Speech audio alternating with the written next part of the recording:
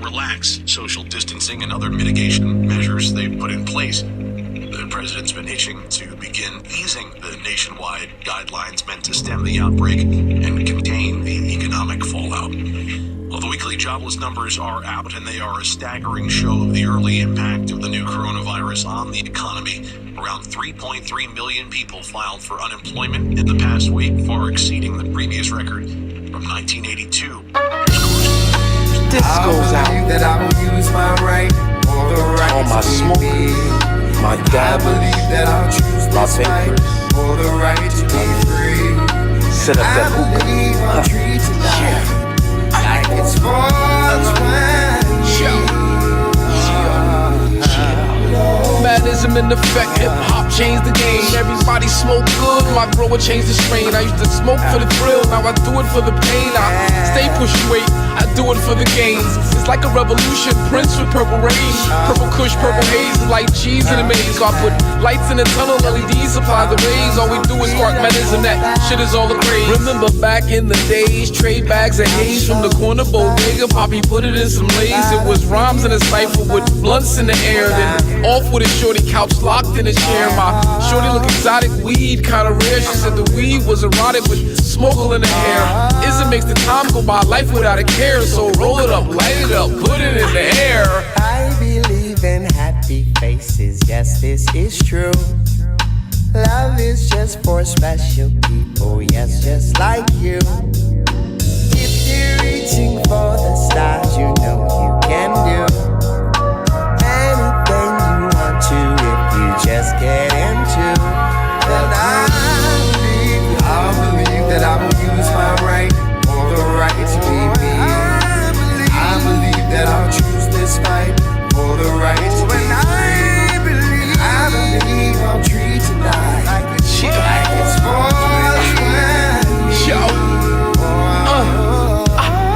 I get Reddit and Redman when it's time to Johnny Blaze. I get pounds from Sugar Hill, I get dimes from Sugar Rays.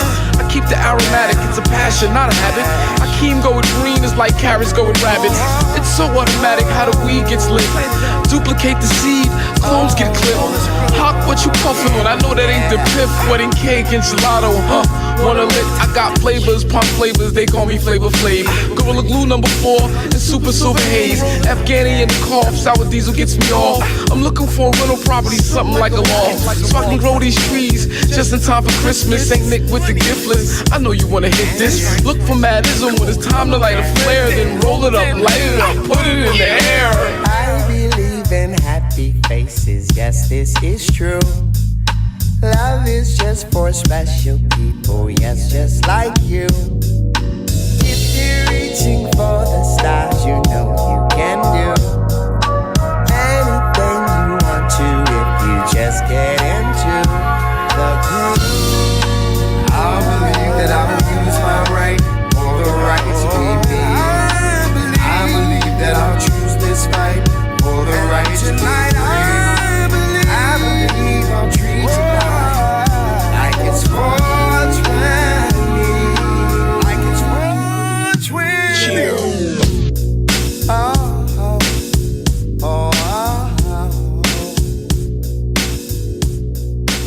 Yes, this is true. What really stands out to many are the one-time direct payments from the government. The Trump administration says they hope to start rolling them out in 3 weeks. The payments are based on your latest tax filing. Individuals who earn $75,000 or less will get $1,200.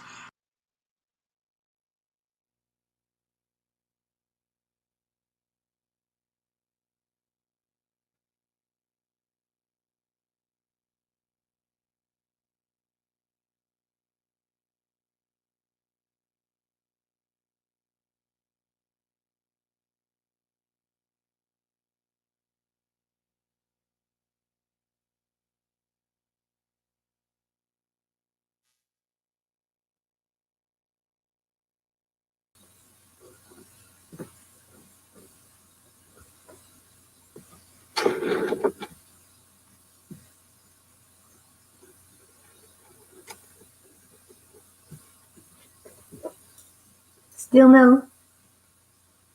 I can't hear you.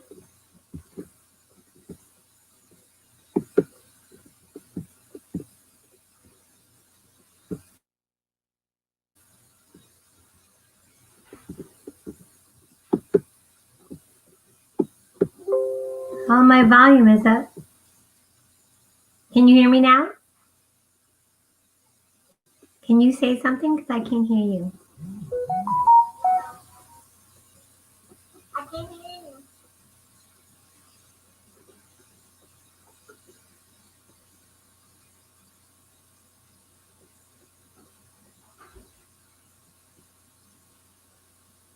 I can't hear you. All my volume is up. Can you hear me now? Can you say something? So I can hear you.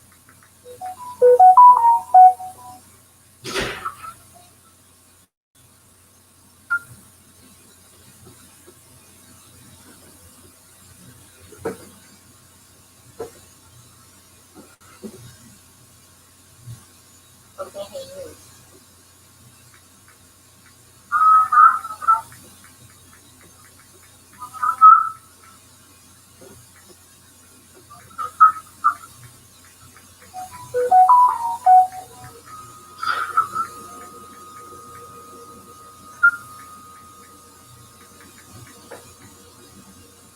Big demon.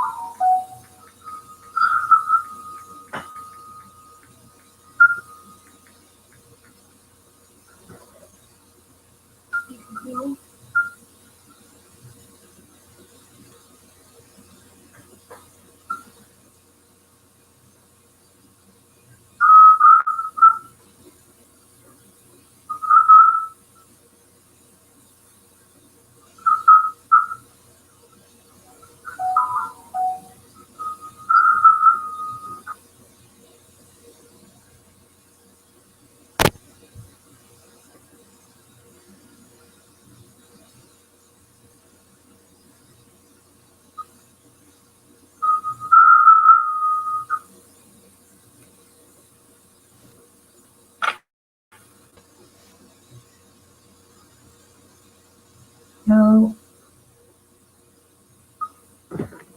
Dang it.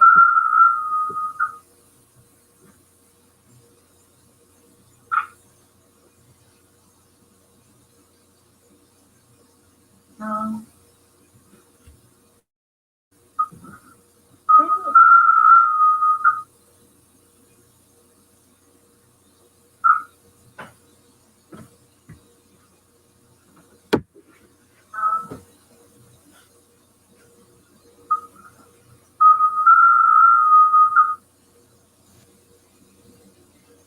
Yeesh, Kadishka.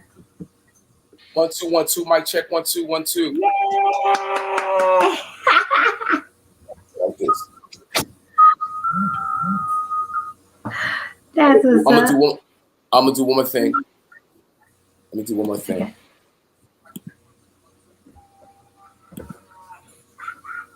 Mic check. 1 2 1 2. Mic check. 1 2. Can you hear me? Can you hear me? Yes. Okay, cool. Yes. All right, cool. So I gotta use the computers, but it sounds real fuzzy, right? A little, but it's okay. Oh, wait a minute. Remove We that. good? We good? Oh, good. All right, cool.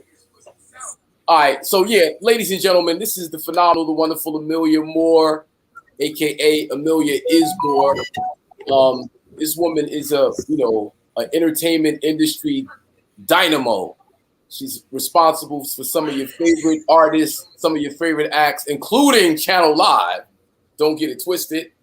I met this sister back in the late 80s, 1989, 1990. And I wasn't even serious about recording music or anything. And, she was like, look, you gotta come by, lay something down. You lay something down. We're gonna come over, we're gonna get in the studio, we're gonna lay something down. I'm laughing and joking. Ha ha ha ha. Who, me? Nah, not me. I'm not a rapper. Ha ha ha. Hey, you're hilarious, Amelia. And oh, she disappeared. I don't know what happened. But shortly thereafter, I got serious. And found our way back to Amelia when she was working at Atlantic Records. She was an assistant for the A&R Kevin Woodley, and we had our demo. All right, just to let you know, right now I'm at I got my shit together, started writing rhymes, put our little demo together, and then you were at Atlantic Records. Yep. You hear me? Yep. Okay, cool. You were at Atlantic Yep. Records, and it's always good to have a friend in important places. Amelia opened up the door. We started taking meetings. Didn't really end up the way we thought it would at Atlantic, but thanks to Amelia Moore, she was like, you know what? My homie Malik Levy just got a job over at Capitol. Sent the demo there. I had no idea. Me and Tuff knew nothing about it. Amelia calls me up. Listen, I sent your demo to Malik. He's gonna give you a call, and then kind of the rest is history. So with all that said, that's how important she is to my career and what I was doing. But let's get into what she's about, who she is. So Amelia, real quick, let us know who you are, what you represent, and give us the history of how you got into the music business. Okay, cool. Well, East Orange in the building. Shout out to Malik. Thank you so much for having me, Hakeem. This is cipher complete for me.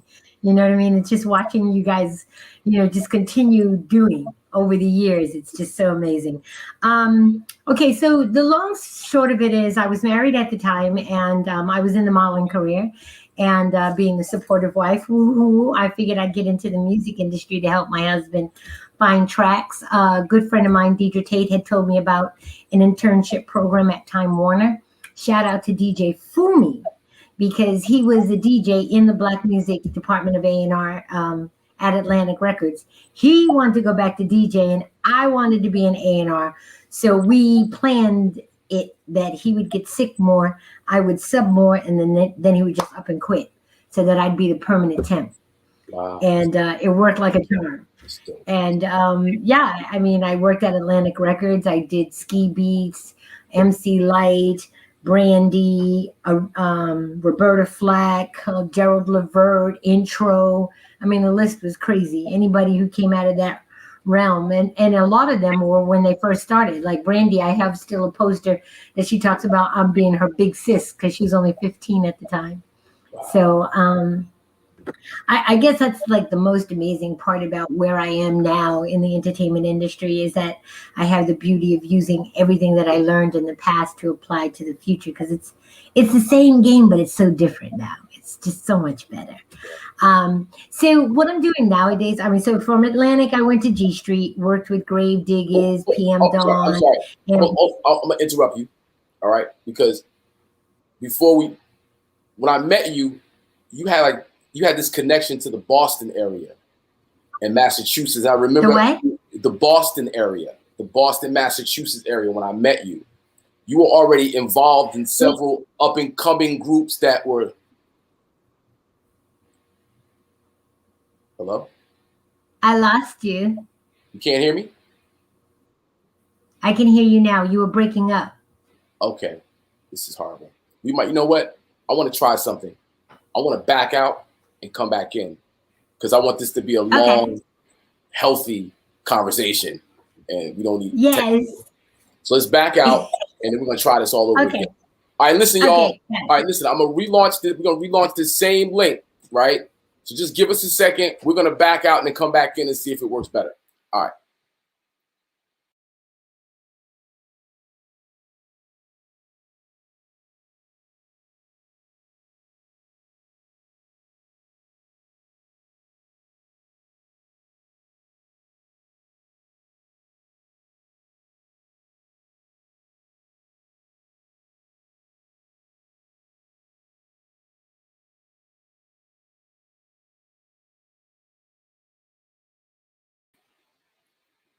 You sound fine. Mic check, 1, 2, mic check. Can y'all hear me loud and clear? Everybody that's in the building, can you hear me? Let me see. Right, I'm just letting you know that's live.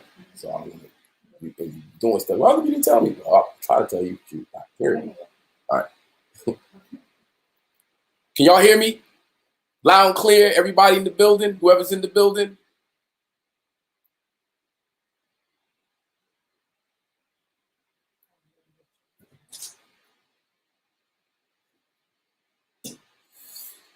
We're gonna wait for Amelia to come back.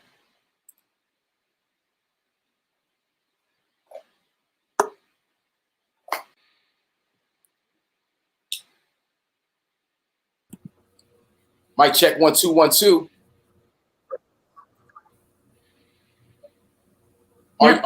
Are you listening from Facebook or are you listening from the studio?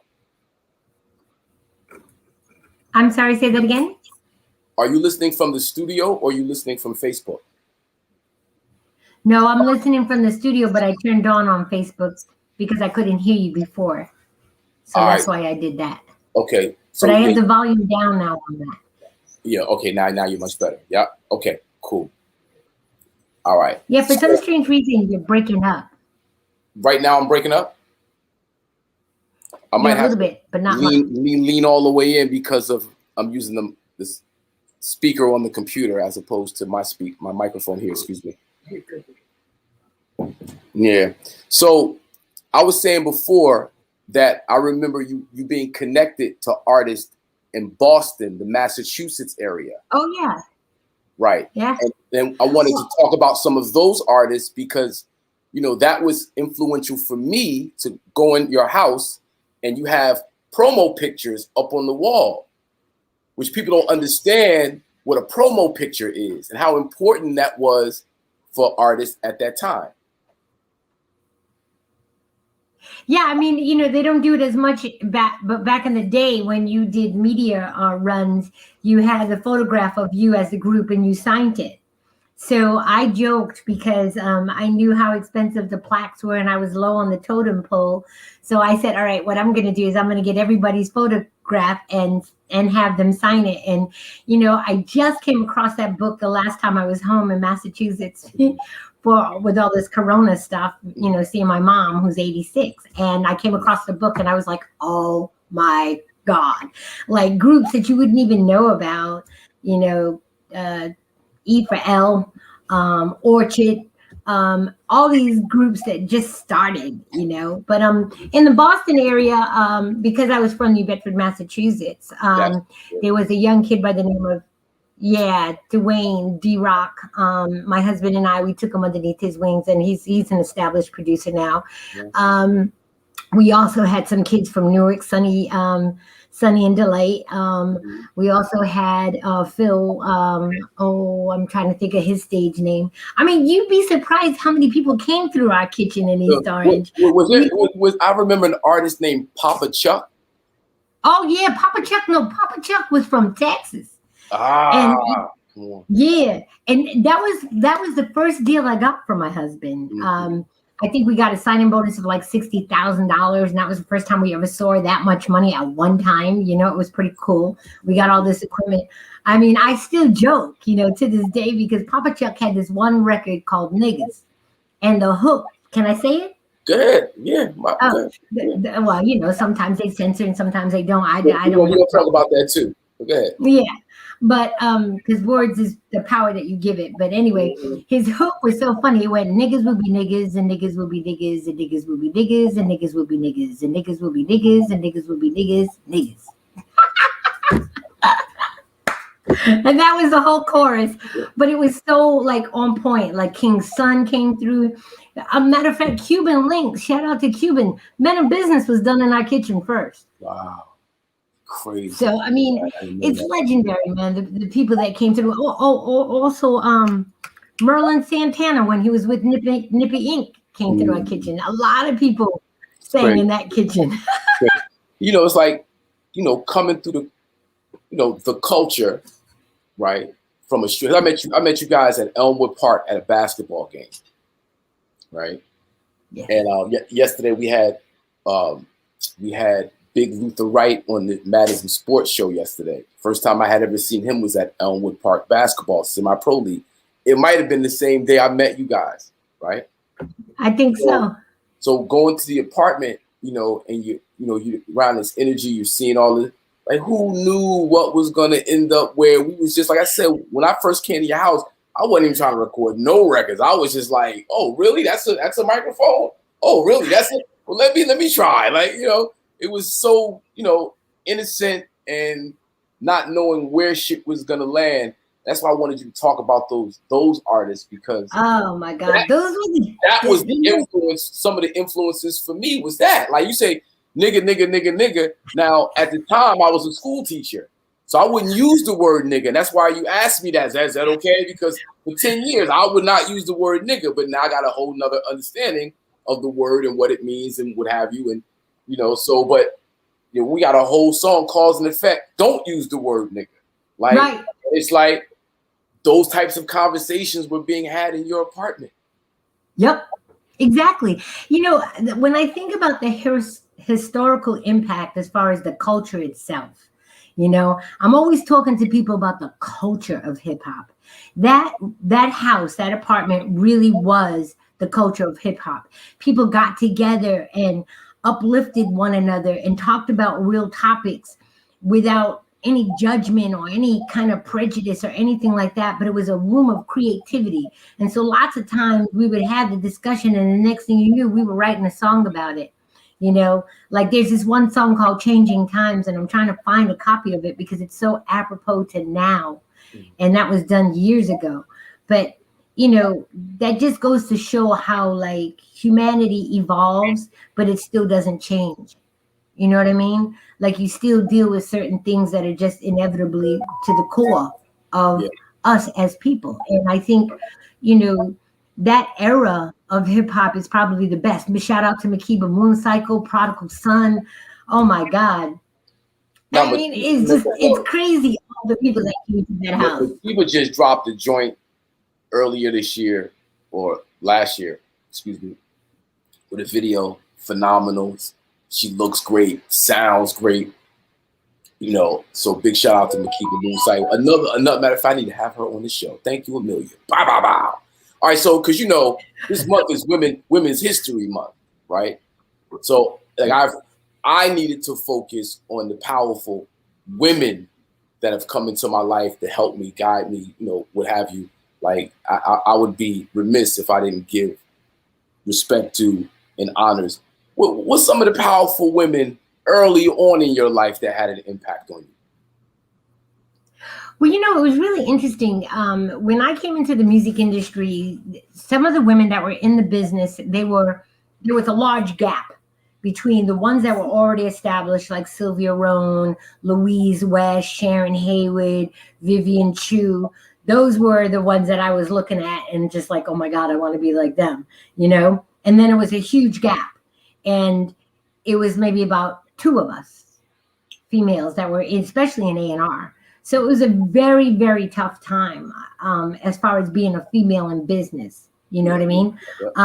But I look at it as an asset because, I'm a tough cookie. So I just knuckled up and went for the grind, But my brothers taught me a lot about business that way. They didn't allow me to be emotional. They didn't allow me to be sentimental. They didn't allow me, to be like, no, get it.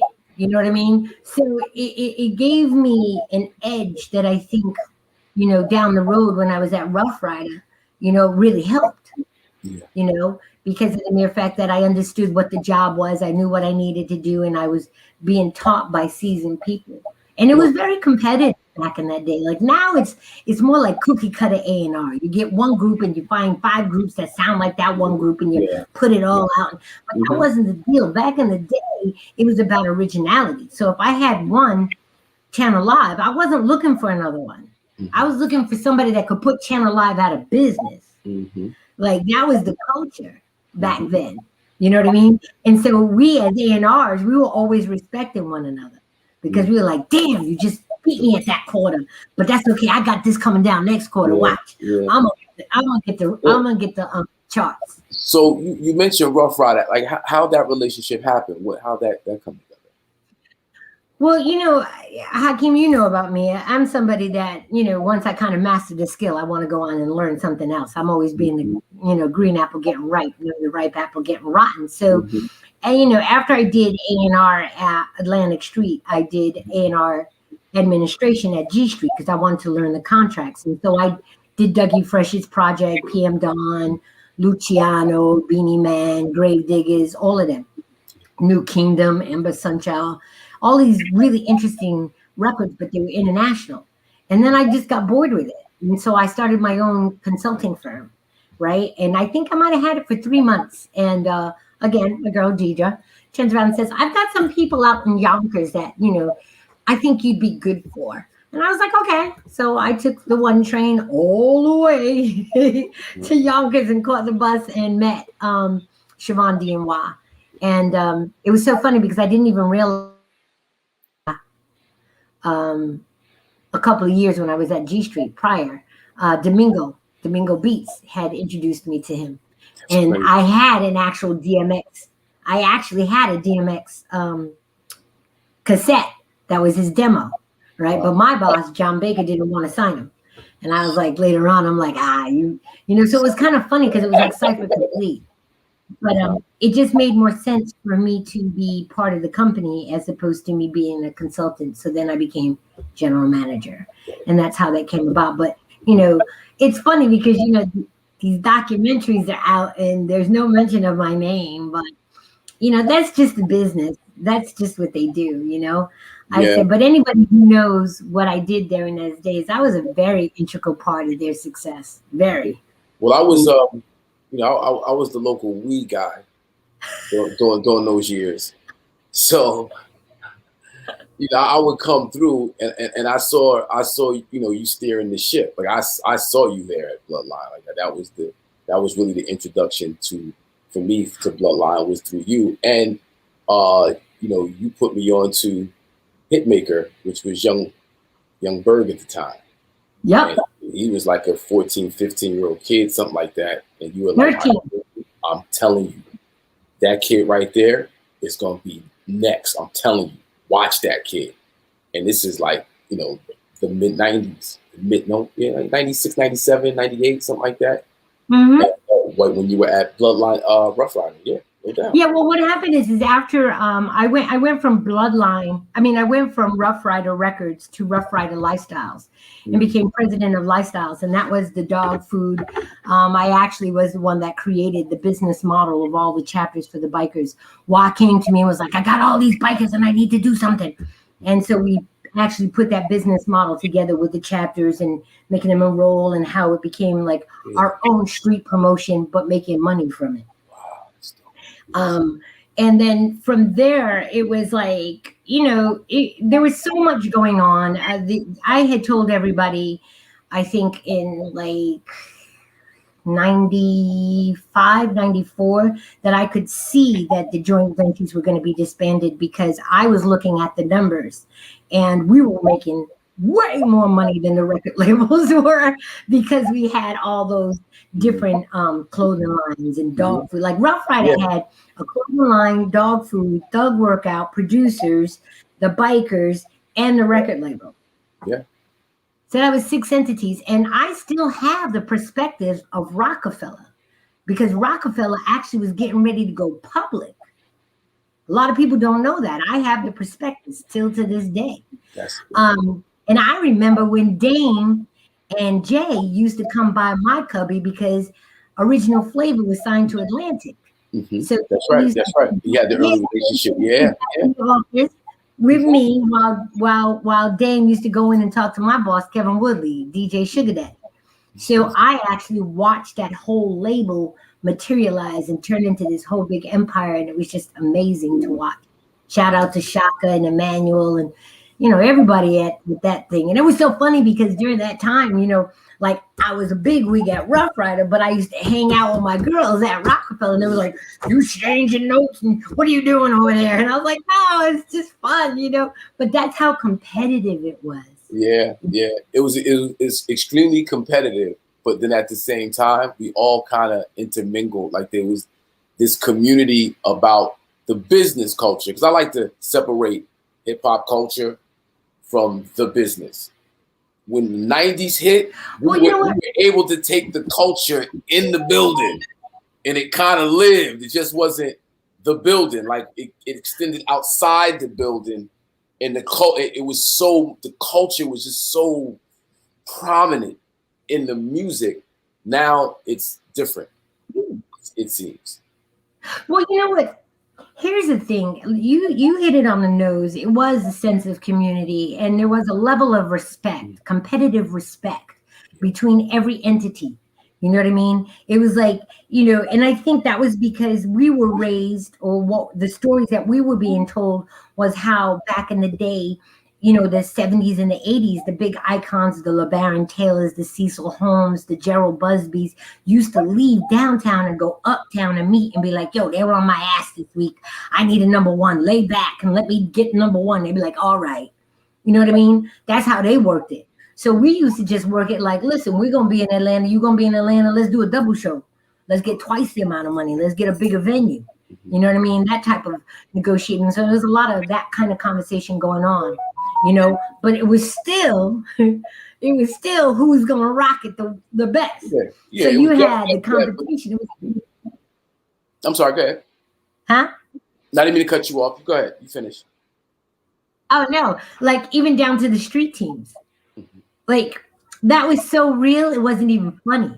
I mean, that was the reason why the street team effect. Oh my God. Like that was a battle. That was a battle between Bad Boy, Rough Rider, Rockefeller. Like it just was like a jokers wanted to make a mark. How Can I Be Down? New Music Seminar, the Gavins, the just the new music seminar. Remember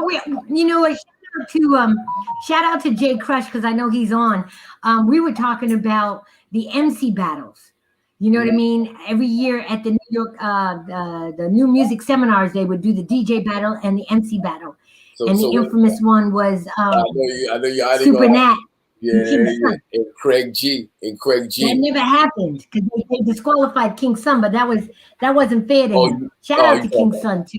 I wasn't there for that. It's funny. Me and Tuffy was coming up Times Square, heading to the Sheridan, and we run into Clark Kent. And Clark Kent is like, now mind you, there's no cell phones, there's no social media, there's none of that going on. There's the pager, phone booth. We get out the train. Motorola two-way, baby. This is before that. This is we come off the train, walking up the block. Clark Kent's coming down. Yo, your man got served. Your man got served. We're like, what are you talking about? He tried to step to Craig G, man, just crushed him. Yo, your man should have fell back. So, we catch the story as we go up to the Sheridan, and eventually, you see the video for what it is. And that was just a legendary happening that reverberated through all of New York and then later the music industry in the country, like that battle. But those were the times, yo. But here's another one I'm going to give you, okay? Kilimanjaro. I think it was T-Money's birthday party. PM Dawn was on the stage. And they were battling with Chris. That's the Sound Factory. Oh, that was the Sound Factory. And Chris pulled him off the stage and rocked the whole show after that. That's hip-hop. And I was at G Street at the time. So, I got tons of flack. How you going to stand? I was like, yo, I'm hip-hop. Yo, come on, Amelia. What are you doing? I'm hip-hop first, yo. That show was ill. You can't be serious. I ain't living in a building for that. Come on, man. Yo, that's crazy. But you understand, so, the story is PM Dawn, Prince B from PM Dawn had made some remarks against KRS-One, teacher of what, something like that, and said some other things about conscious rap. And KRS took offense to it. Yep. So BDP Posse rolled up in there thick. I wasn't there. I was not even affiliated with BDP at the time. This was before the Channel Live era. I just heard the legend, the story take place. But yeah, they went up there, threw homie off the stage, and then did a song or two and then bounced. And yep, that's hip hop. I mean, there were rules to the game, and I think that's what's missing. You know what I mean? There were rules to the game. Like, you don't step on people's toes. Come on, man. Like, do you, I do me, and let the best man win. Don't come out slandering me and trolling and all this other garbage that they're doing nowadays. Yeah. Come on. What's the purpose? But you know what? I was talking to a friend of mine, and I figured it out. And check this out, because you're gonna be like, whoa. Back in the day when hip hop was really trying to be pushed, right? When we had these budgets, nobody was listening to us. Mhm. I'm talking about media, right? So controversy sold. And we've never broken that path. We've never broken that business model. Ever since the 90s, we've never broken it. Because that's how we used to be. Can I share something with you? Yep. All right, before we go there, I want to shout out everybody in the building. Kareem, H.L. Thompson, Thurman, G-Off, Jake, Crush, Phillips. What up, brother? G-Off is in the building. No doubt. Tasha, once again. Robert, everybody in the building. Thanks for tuning in. You're on the Madism TV show, and I'm sitting here having a phenomenal conversation with Amelia Is Moore. So, Yeah. you know, there used to be a genre of music, actual genre of music, charted by the national charts at the time. Talking about late 1800s, early 1900s, called coon music.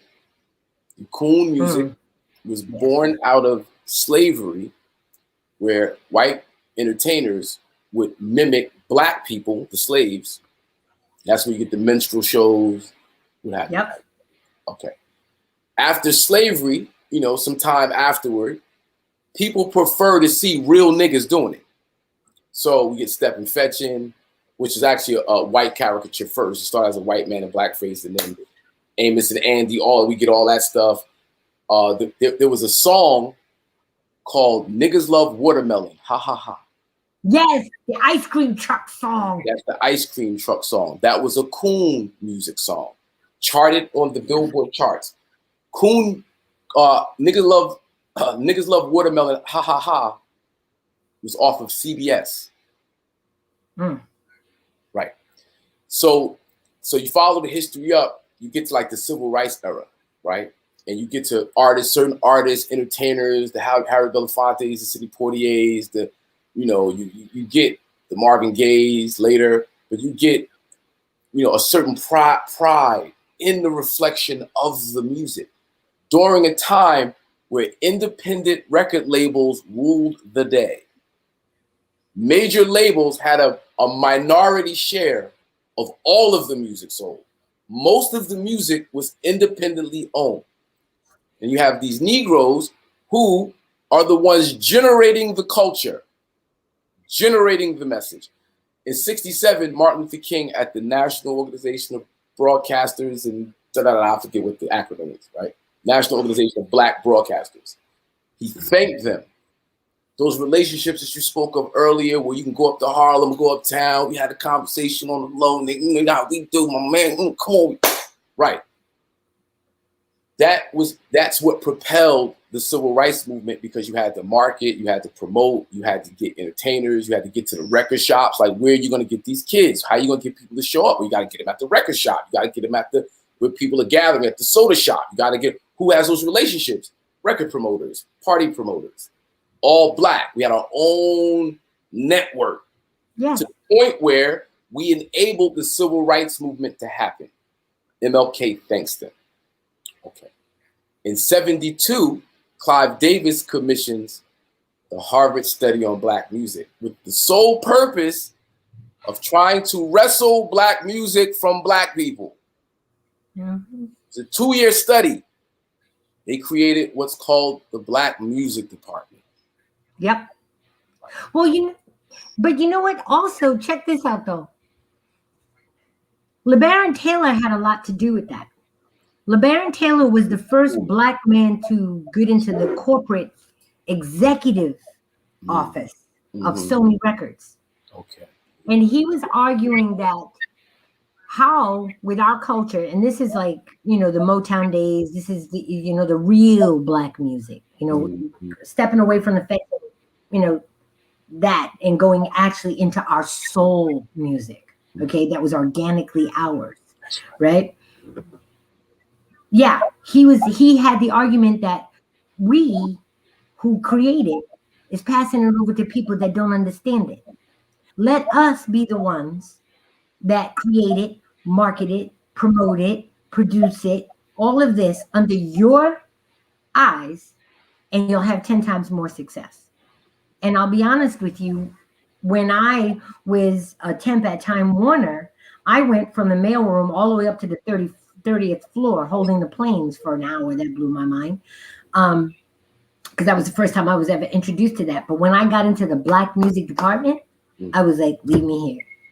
Because it was home. It was a vibe. It was like everybody working towards one common cause. And when we started going pop, that was the end of the black music division. Well, what they did was they changed black music to urban music. Now I don't need black people no more. Yes. Yes. Well, I mean, you know, Hakeem, we talk about this all the time. Right. You know, we're the creators, they're the imitators, and that's not a derogatory thing. It's just a factual thing. When you look historically at how many things people of color, melanated, I don't care if you was an Indian, I don't care if you was African American, I don't care if you was African, I don't care what you are. Original man and woman. Thank you. With original thoughts and original inspiration and an original vibration. You understand? That transcends all. Okay? I mean, with this whole COVID thing, I just learned, and I should have known it, but I actually didn't know it scientifically, that the black woman is the only woman that can produce every race. Everybody. Everybody. I was like, what? Oh, wait a minute, hold up. That made me stand a little taller, you know what I mean? Because I was like, that right there for me was proof of our origin, proof of our authenticity.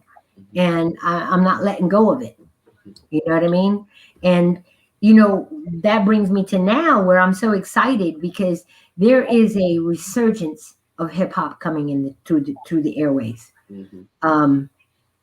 A lot of the young kids, and I do in the after school program, so I'm dealing with children.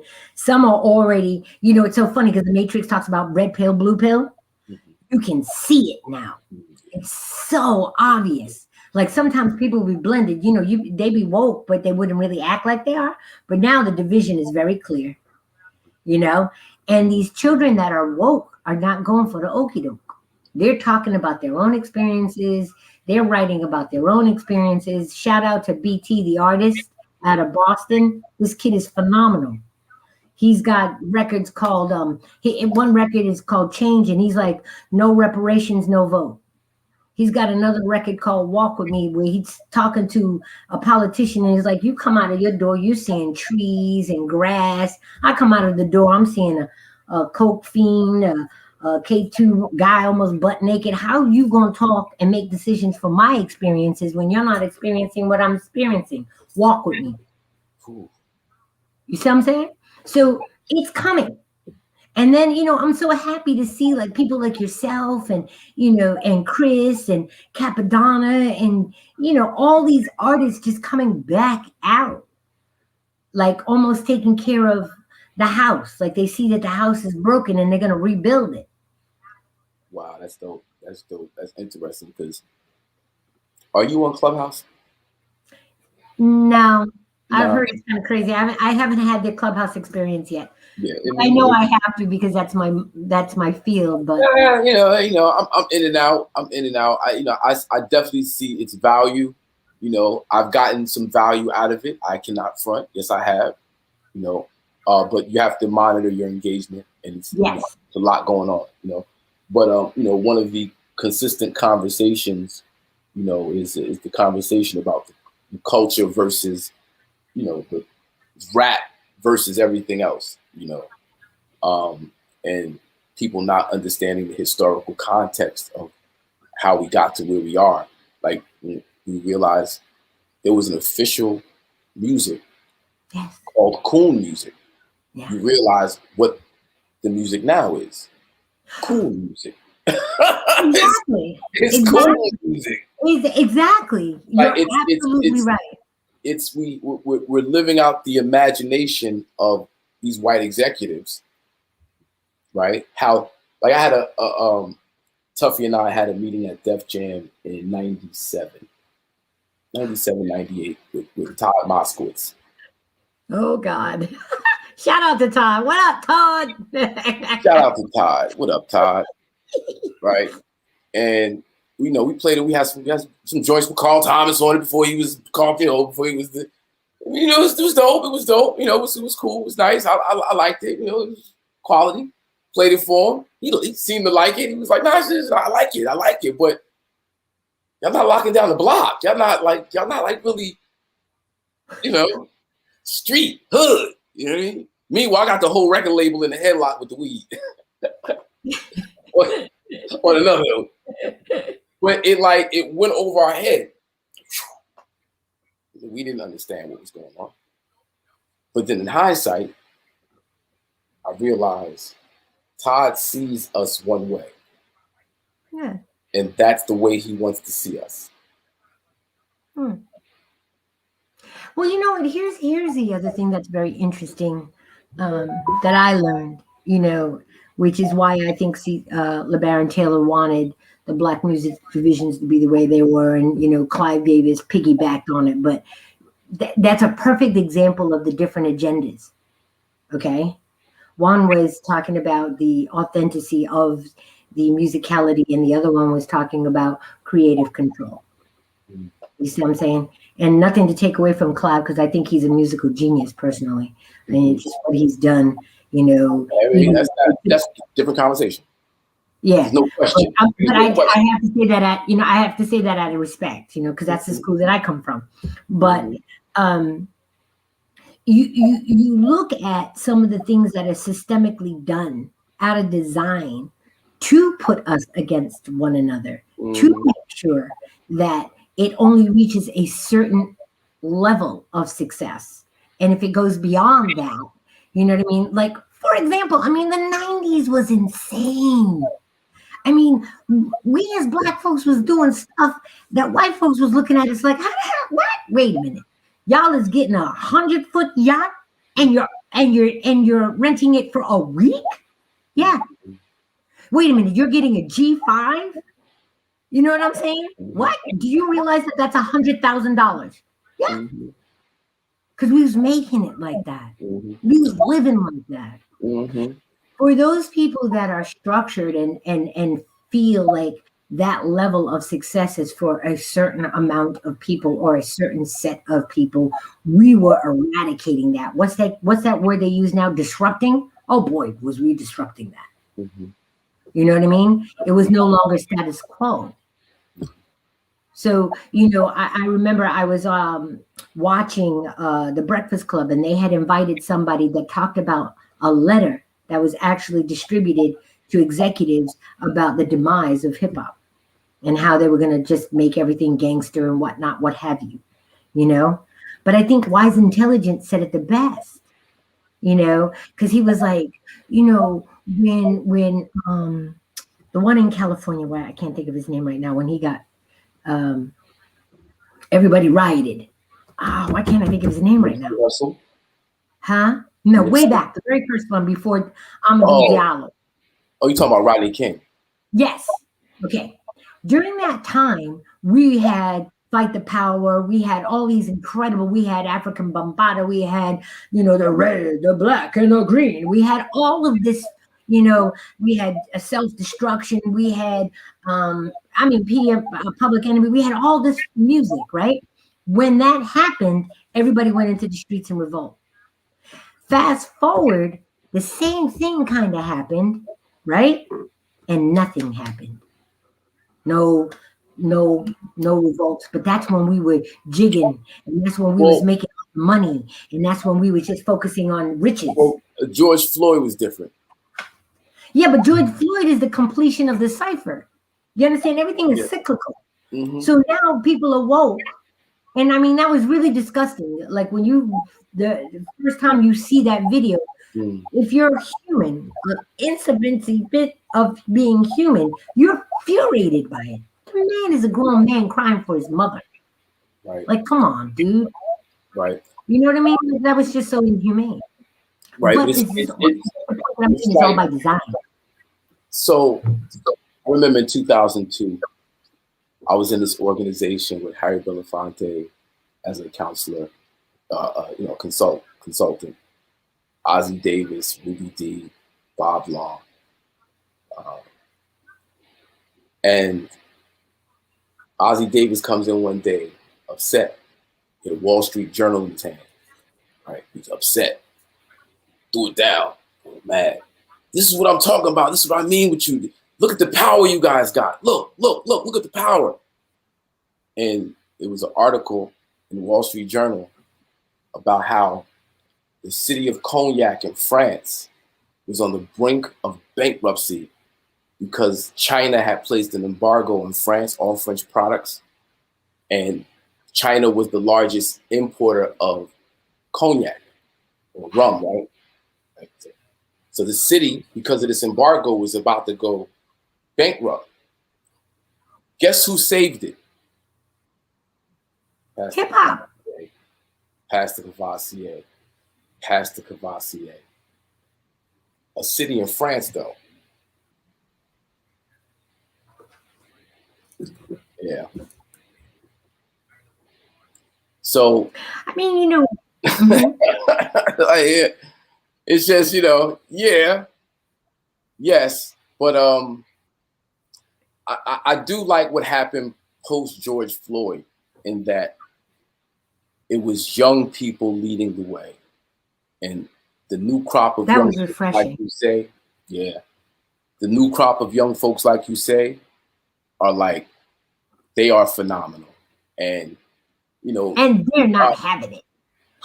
not at all.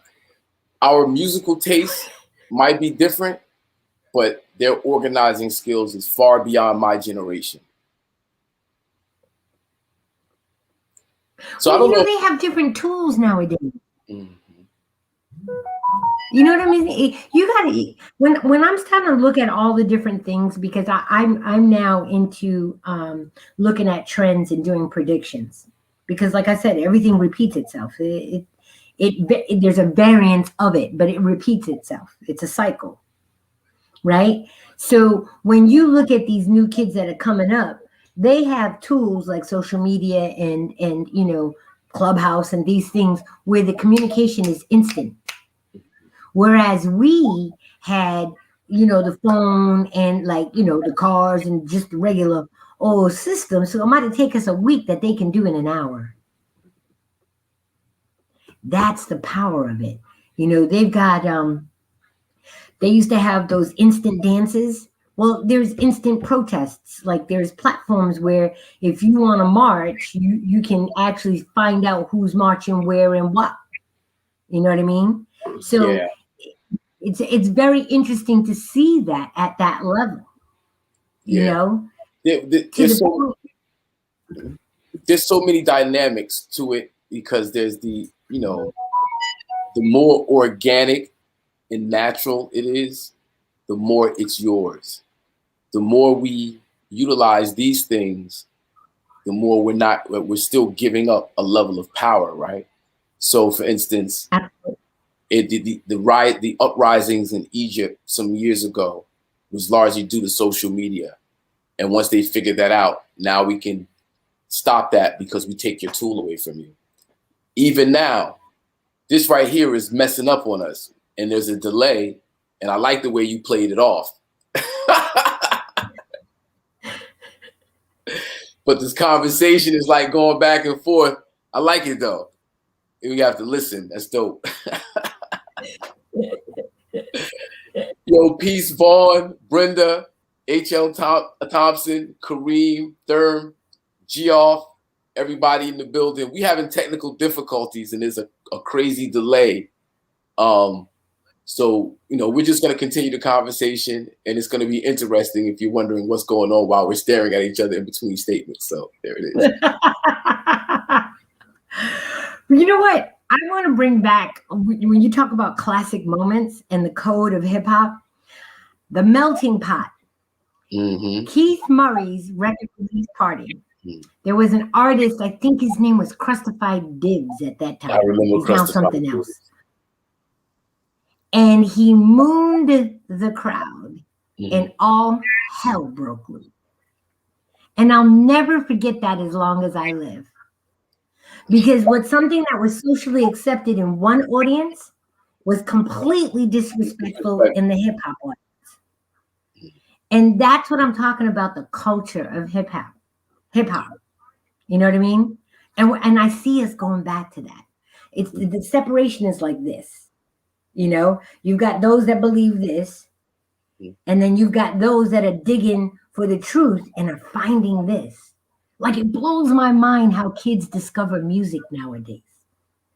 They don't discover it the way we did, or at least I did. I had to go to the record store. I had to listen to the radio. I had to watch the ones that were older than me, that had more money than me, that could go to more records and buy more records than me to know the newest record, right? Now, they can find a record from 1910 in 3 seconds. Yeah. I remember my son at the time, he was like 15, 16, and he was playing George Clinton and Bootsy Collins and all of this. And I was like, how you know that music? That's my music. And he was like, Ma, that's called funk. I was like, oh, I can't. You know? But I think because our kids now have all of that, this next wave of music is going to be very interesting, because I'm seeing more musicality come in, more instruments being used, you know? So I'm psyched. Yeah, it's definitely life is cycles, and life is, you know, ebbs and flows. No doubt. So the ebbs and flows of your life, right? You know, once the music industry is like, okay, this is done, move on to the next. You've gotten the journalism and TV show producing, film producing. So talk about some of that work so we can more know who Amelia Moore is. You know, I didn't realize how much of a creative I was, right? Until after I had gotten a point in the music industry where it just really wasn't sitting well with my heart. You know, the deals were terrible. There was no honor. People were lying and cheating like crazy. And it just got to the point where it was like, what are we doing? I can't do this anymore. And my father was also dying of cancer. So I was looking for the next thing.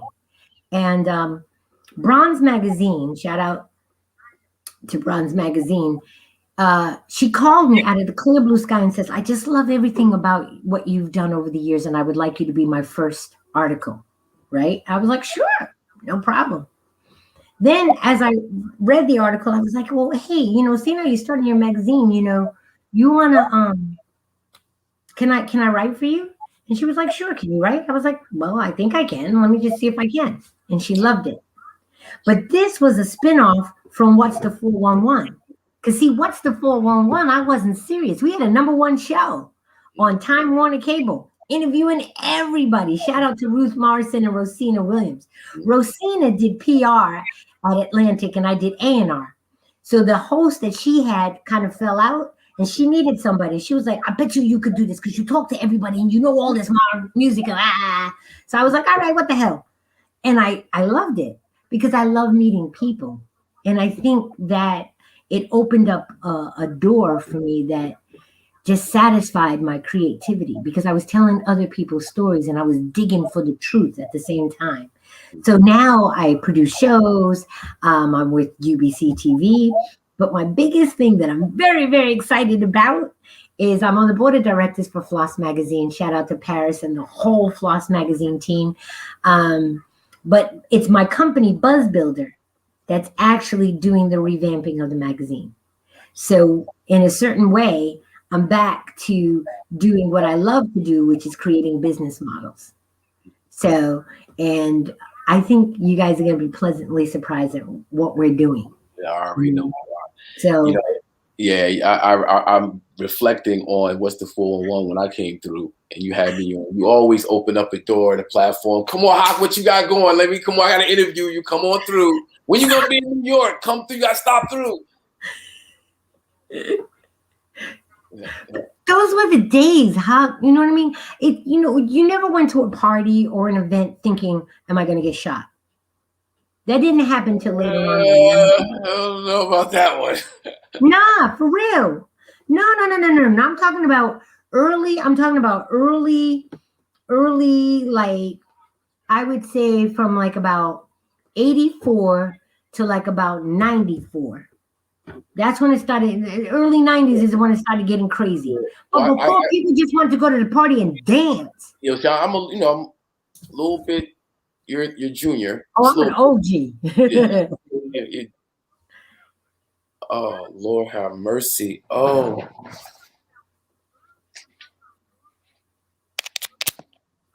Uh-oh. now I know what it was. Dun, dun, dun, dun. Dun. You can hear me?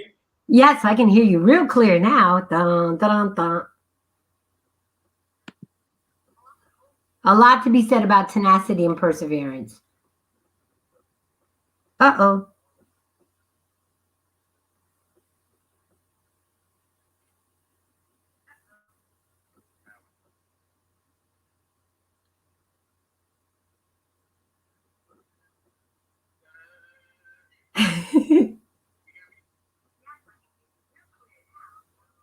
Hawk, we lost. There you are.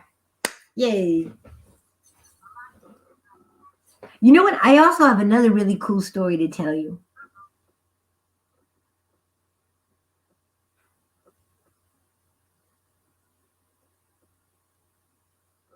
Oh, I think we're frozen.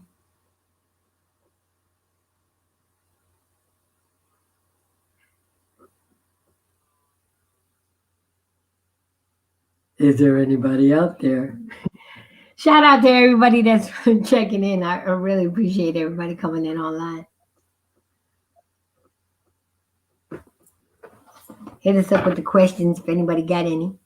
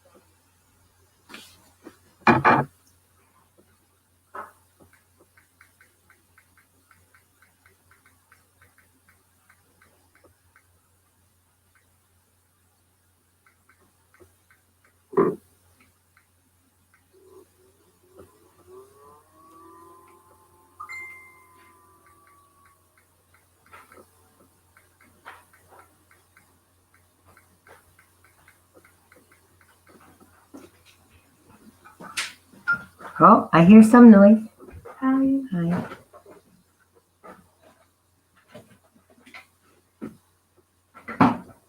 Oh.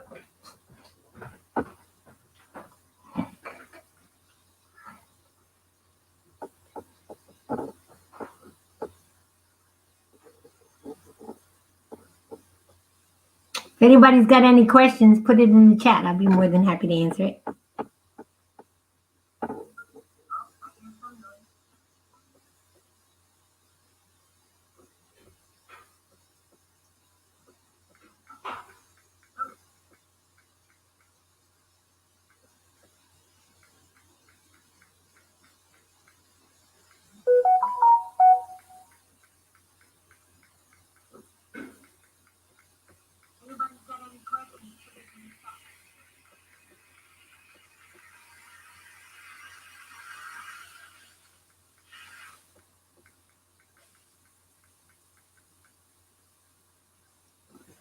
Oh, there he is.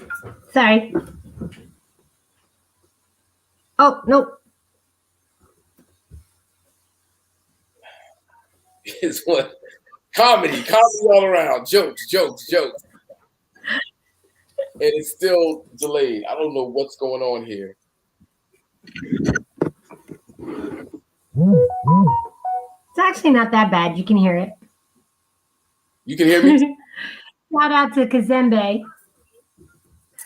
All my peoples is in the building today. Shout out to Brenda Jones. What up, Brenda Jones? What's good?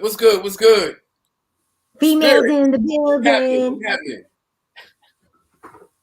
So I was going to tell you, right, when we were talking about the competitiveness, I want to show you how crazy this industry is and how positioning and wording is so important when it comes to marketing. I'm going to take you back when Rough Rider and Rockefeller were at neck and neck, right? And Joaquin came up with the idea of like, why don't we just join forces? Because, you know, they're Muslim and they're about togetherness and all this, and I was for it. So we said, okay.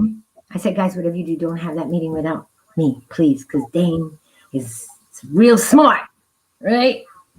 No problem, no problem. Had a meeting without me, and Dame, they came back. They was like, yo, we got everything. I said, I know Damon. If Dame Dash gave you everything, he got something. You know what you asked for? Presents. So it was Rockefeller Presents the Hard Knock Life Tour. So what did that do to Rough Rider? It made us secondary. Yeah. And I'll never forget that meeting. I hit the roof. I was like, right? Because that's what the general manager does, right? But we had the meeting and I was like, they did the commercial and Rough Rider was mentioned last.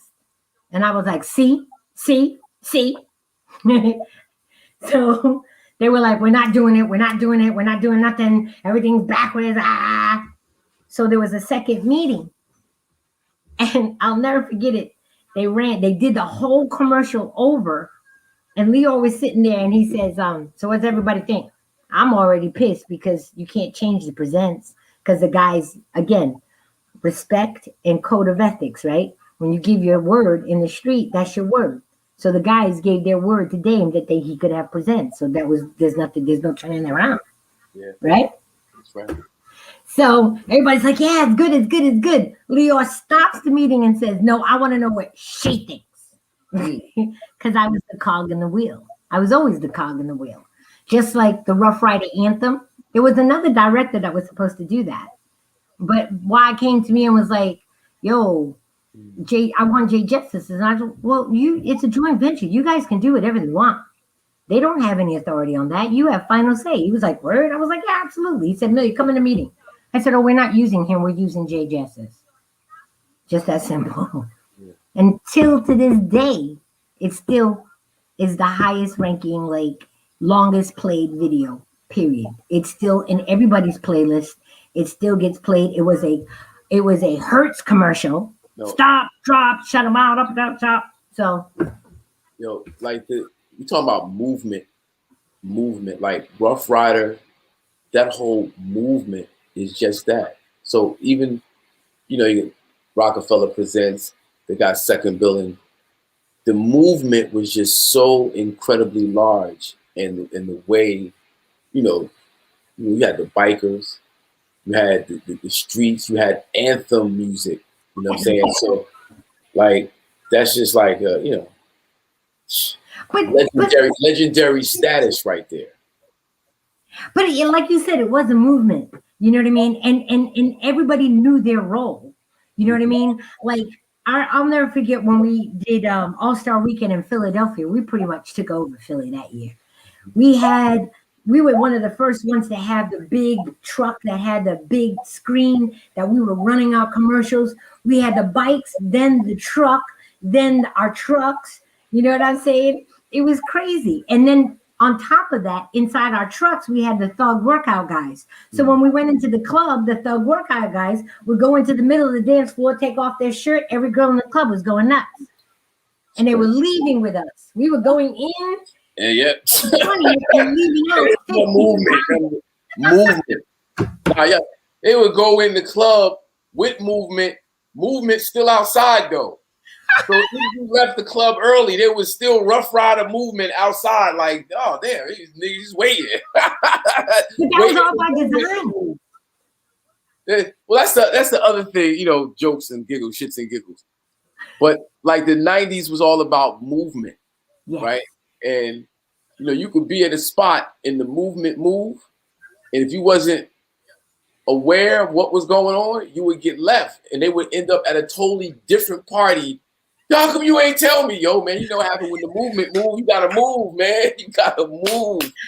After the party is the after party end. Like, there's no pager, there's no Party is the hotel lobby end. texting, none of that. That is a nudge. Yo, listen, yo, watch me. I'm about to, like, give you the you know what it is. Be out. Be out. I'll meet you outside. That was the dip. But you know, here's another thing that a lot of people didn't realize is strategic. Everything was strategy with us, right? Mm-hmm. So if we had one event, we had one color t-shirt, right? Mm-hmm. Most people, when they have their t-shirts, they have their t-shirts. It's their color and they just keep on printing the same thing. Because that's how we always made sure everybody was current. That's how we always created a demand and a frenzy. On top of that, sometimes we would give it to the street kids and the regular kids before we would give it to the celebrity. So now our kids are out in the street pushing it, and they're hearing a celebrity say, "Where's my shirt?" Mm-hmm. Yeah. You know what I mean? Now imagine a kid that's in the street and he's rocking a shirt and Flex is saying, "I don't got a shirt." Well, how do you feel about that shirt that you got on your body right That's now? right. And how are you feeling about that organization that gave you that shirt? Yeah, let me tell you, that was the get-ismized. We had homeless people in shirts. Put homeless people in them. Put everybody in them. Just to give the feeling of, damn, everybody got a shirt. Yeah, no doubt. But listen, we was talking about 411, TV production, all that. I want to, because there's the whole brilliant. Oh, okay, yeah, move forward. Like the whole, let's. So, one of the biggest things that I've done that I get, like, I don't really talk about that much, but I'm so proud of it, is the work that I did with the kids in the South Bronx. McKinley Housing, we had a community center, shout out to Elisa Pratt, and they're now called TOC, transitioning our children, the original Clovers, but at that time they were the Clovers. And back in the day, about 5-6 years ago, it was so bad up there, the kids, more like 7-8 years ago, the kids used to walk around scenes, like crime scenes, with blood and everything else. So sometimes they couldn't even come out of the center because there was so many shootings. So they started a step team against gun violence. These girls stepped everywhere. They were middle school. Now they're in college. They're driving and all of that. We're still in touch with them and they're still doing their thing. But they went from advocating against gun violence and then stopping it for 276 days in the neighborhood, then going to South by Southwest, to advocate for female empowerment. And then after that, Facebook seeing them, and they went to Cannes, France for Cannes Lions. And they stepped for Twitter and Facebook. And these are 5 girls from the South Bronx. And then after all of that was done, they actually had a billboard in Times Square. So you can't tell me our kids can't do anything. You know what I'm saying? I think, like, that's the stuff that I'm on now. I'm all about the empowerment now. I don't care what medium we're using, whether it be media, music, art, whatever it is. Let's stay to what is true to us, and let's keep on being authentic, because I personally feel like that's the reason why hip hop is global, because it comes from an authentic place originally. Now it's kind of cookie cutter, but that's not hip hop, that's rap. Exactly. You're right about that. Boom, boom. That's ding. So, SheEO versus CEO. Yes. What's that about? That is keeping me busy right now, especially during this month. Shout out to We 2021. Make sure you guys catch my conference on Sunday at 2:00. But SheEO versus CEO, I started seeing the roles of women in particularly in the music industry being minimized more and more and more and more. And what I mean by minimized is they were still having the jobs and the job titles, but the respect level and the navigation and the acceleration, they were just really glorified assistants. They weren't really shot callers. And I started thinking about the various strategies that my brothers taught me, or my brothers put me in a situation that I had to learn. So I decided to write a book. And SheEO versus CEO is not about competition. It's about versus, meaning words and better communication. And the nuance is that because of the way we're nurtured, the nuances that we do, sometimes unknowingly, you know, like if I remember, this used to drive me crazy. I'd be in a meeting, right? And we were trying to make a decision on something, and everybody's got their opinion, right? And they're like, no, it's got to be this, it's got to be that. I don't care, it's got to be this. And I'm like, hell no, it's got to be this, it's got to be that, right?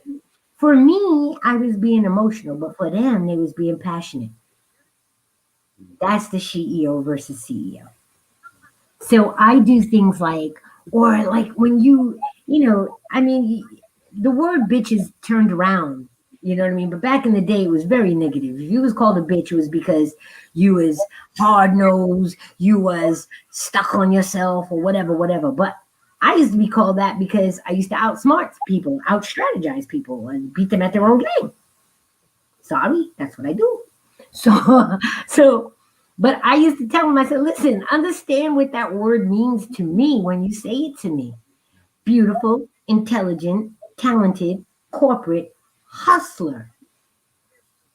Because that's what you do when you're in the music industry. You're hustling 24/7. I don't give a damn what anybody. And that's what I used to tell the guys all the time. I'm like, if you can flip on the corner, you can flip records all day long. Yeah. Well, streams now, but Huh?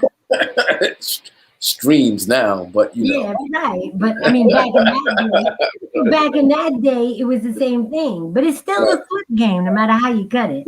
Yeah. Or how they like to say conversion. It's conversion. Conversion, that's the term? Yeah, conversion. It's conversion. Still flipping it.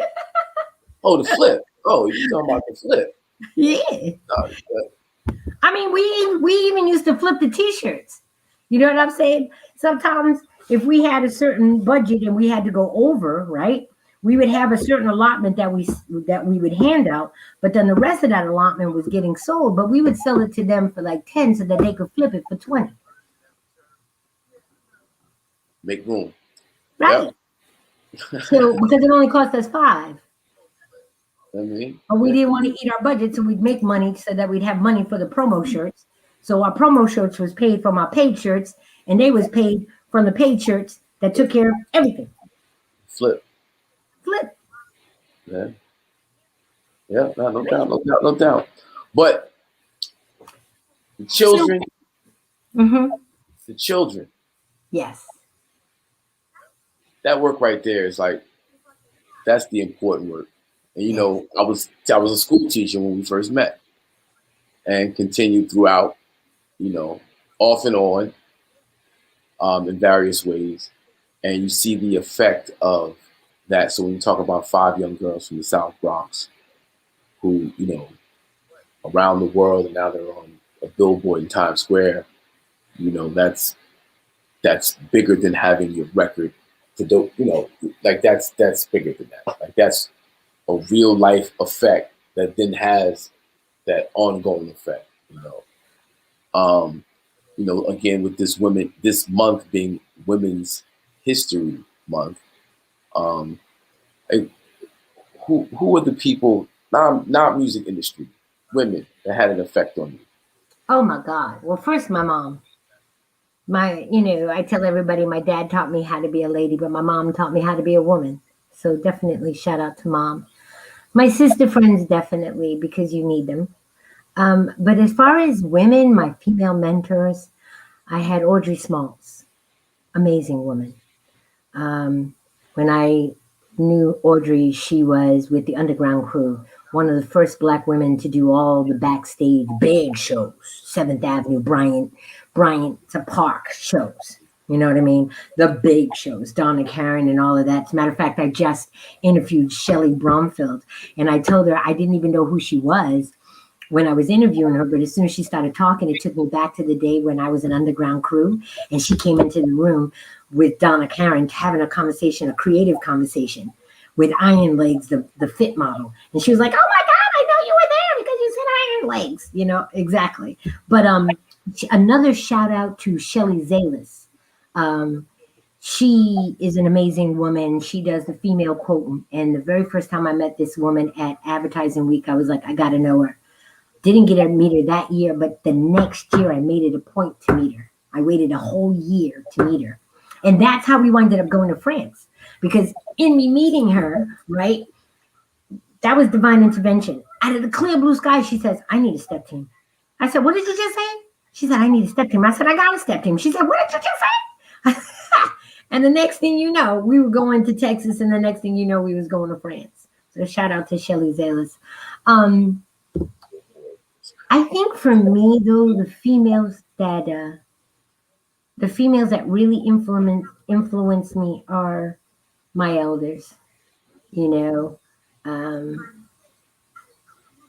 there is a sophisticated elegance with that era that they understand relationship, they understand family.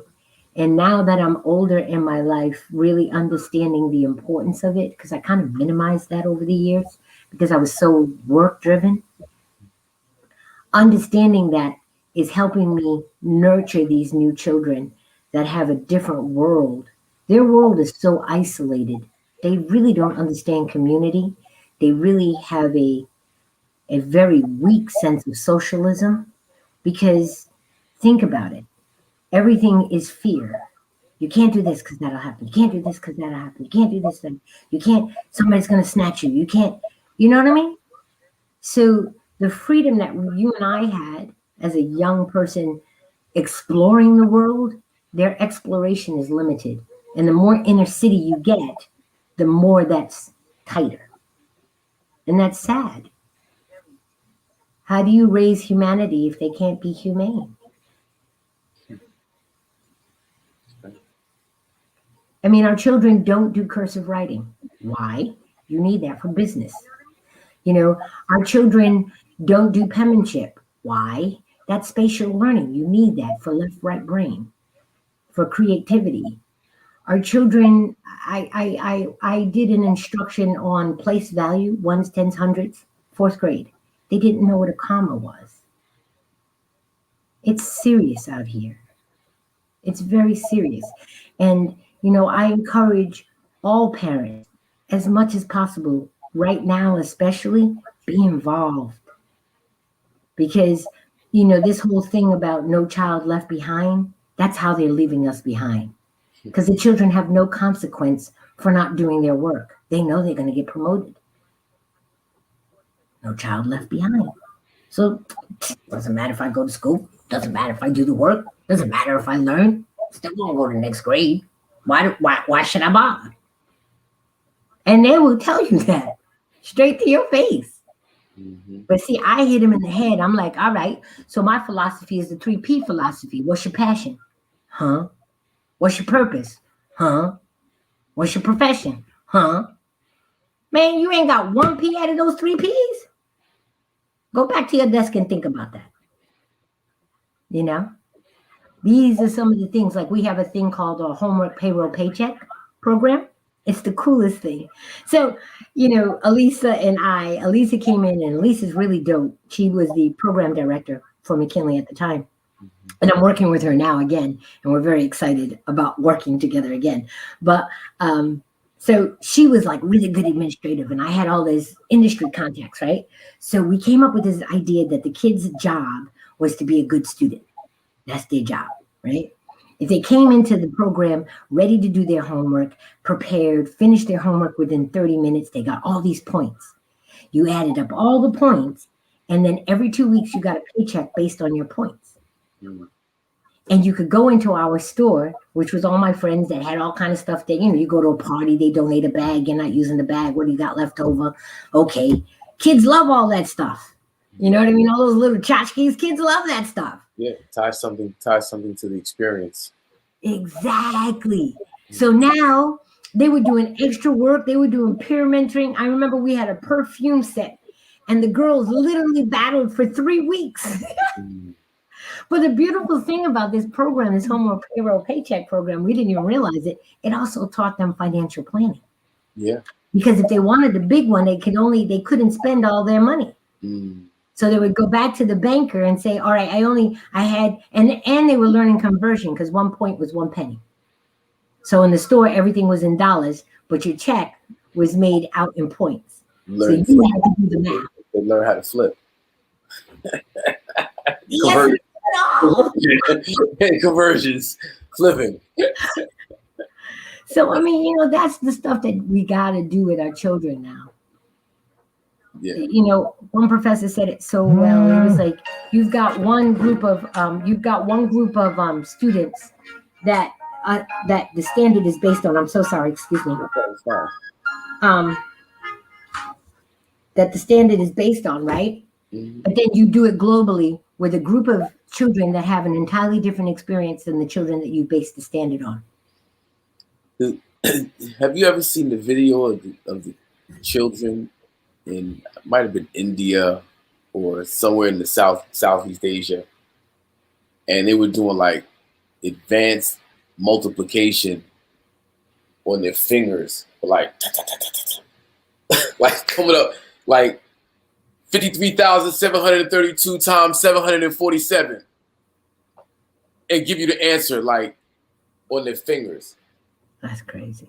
Like using their fingers as fast as a calculator on their fingers. And I don't know what or how they were doing it, but it was like amazing to watch.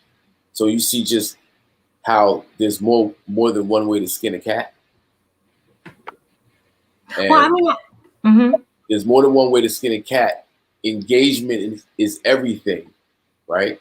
How you teach something, how you connect, how you engage means everything in terms of a child or children actually getting it turning on, and what turns them on, what brings that connection to complete the picture in their mind so that they can, you know, execute it out here. So teaching is like, you know, big shout out to all the teachers out there. Like I know the experience, you know, and it's for the good ones. For the good ones, y'all do a great job. Beyond what anybody says, like I know there's a lot of, you know, bad apples in the bunch, so to speak. But teachers overall, salute to all you guys and ladies. well, here's the thing. You know, I tell my kids all the time because, you know, I call myself a teacher. And I say, well, unfortunately, you have an instructor. An instructor is going to give you the instructions, but they're not going to figure out how you learn so that they can teach you. And I find that is the biggest problem. And the other huge problem that our children have is the vocabulary. The new math makes absolutely no sense to me. I wouldn't know. I wouldn't know. They got things like, what is the quotient? I didn't even know what a quotient was. And I'm a college graduate. I was like, what are they talking about? Yeah, and that was the number that you divided by, the divisible. Yeah, there it is. You know, they say make an array. How many inner city children you know use the word array? Like, cut it out. So the kid knows the work, but doesn't know the vocabulary. Right. So when they're approached with a question, they look at you like deers in the headlight. Yeah, see, I was an English major, so I'm particular about language and communication, and what words you use mean everything, right? And at some point, there has to be a standard. You have to agree on, like, you have to agree to use a certain standard, or we're always going to be in disagreement. And like that vocabulary, like you said, like, you know, the more words you know in whatever endeavor it is, like you're talking about math and science, it's not like English, nothing like that. It's a whole different vocabulary that you need to use in order to communicate effectively with who you're trying to reach. So, like you said, the vocabulary is so important. I teach kids time and place, and we have a lot of fun with that. I tell them, okay, right now, I'm your instructor, okay? I am your teacher. So now we're going to use the teacher's vocabulary. But then when we're in the lunchroom, I'm like, hey, I'm your homegirl now. Now you can use whatever vocabulary. Because I want them to understand time and place. Time and place, yeah. Because when they do that, then they can switch from a work environment to the home environment. Exactly. And they get that practice. because our children are not being cultivated like that. So when they go into the workforce, they're like, nah, man, nah, I'm saying, no, boo-boo, that's not going to work right here. Yeah. You know what I Well, mean? one of your P's, purpose, it's like we lack purpose. We do things out of circumstance and consequences, not necessarily because that was the purpose of that. We don't go about, the purpose of ensuring that this human being achieves this because they have a role to play, which is this community. What role in the community do you play? Like, you go to certain communities, there'll be like, doctors 12 generations down, police officers 7 generations down, military people 7 generations down. In the hood, generations down,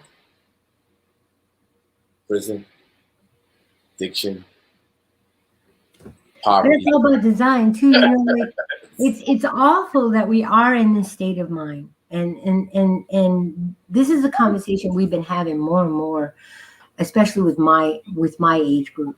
Okay, because I feel like it is, especially with the women.